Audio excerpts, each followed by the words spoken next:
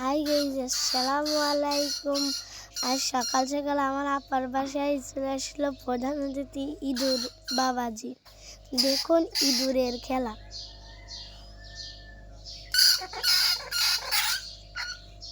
দেখুন ইঁদুরের কিচিরমিচিরি।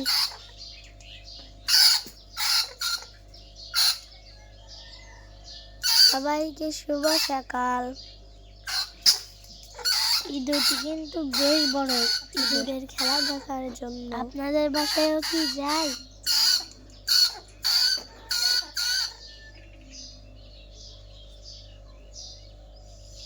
লাস্ট পর্যায়ে আমরা ইঁদুরটিকে মেরে ফেললাম।